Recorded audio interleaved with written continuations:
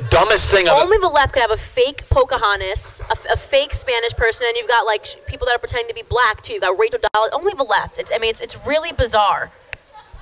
I haven't heard anything about this race though, so got a little fired up. So you might have heard about the Robert O'Rourke and Ted Cruz thing going on.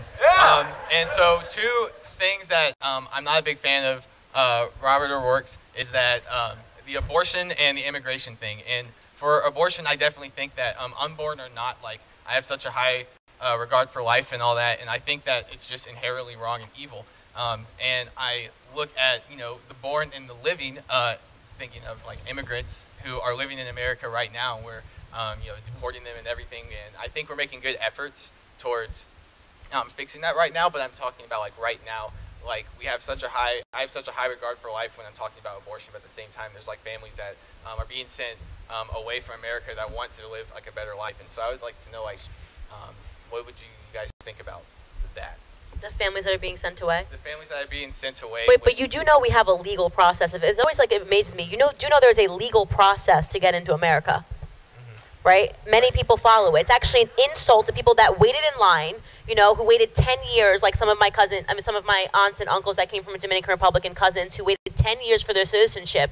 And now it's like, oh, well, we should feel bad because other people don't want to go through the process of doing it. There's a legal process to get into the United States that they're allowed to follow. So, and what should we be feeling bad about? Here's the thing.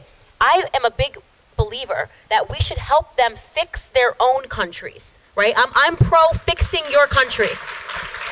America is not a charity case. We can't take in everybody's problems. You know, when they say refugees bring their problems with them, that's a fact. Whatever you're running from, and if your entire community up and runs and says, oh, there's a bunch of war in this room, so we're all going to get up and commute to the next room, the war is going to be in the other room. So I think it's really important that we help them, which Trump has been doing, and saying, we'll help you fix your own problems, but we have a lot of people in America that we should be helping first. So people that I feel bad for are the homeless Americans that are living on the street, that have been living there for years, that can't get a place to sleep. When we take care of our own first, then we can talk about what we can do for people that are happening outside of the United States.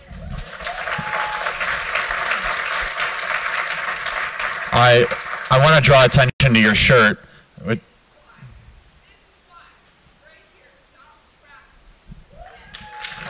So the southern border is paradise for human traffickers. The southern border is so porous, and anyone who says that there's already a wall or a barrier, I went down there myself, and you could walk to U.S. and Mexico, and no one will stop you for hundreds and hundreds and hundreds of miles. We have completely and totally open borders.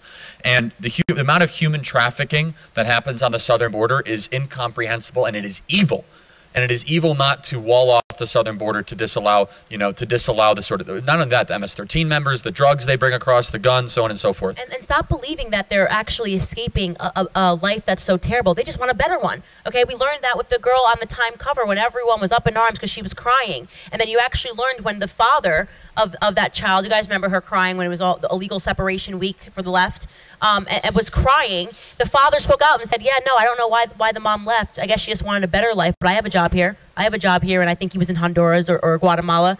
So she just decided to leave because the left is making them a bunch of promises. Hey, come to America. We'll give you a ton of free shit. It's going to be better than it is in the Honduras.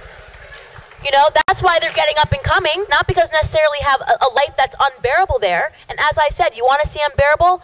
Look at those children that I went to go visit in the Ugandan orphanage. That's unbearable. That's sad. And they don't have the luxury to go north 200 miles and jump a border. You know, the children in Bangladesh don't have, there's no border to jump there.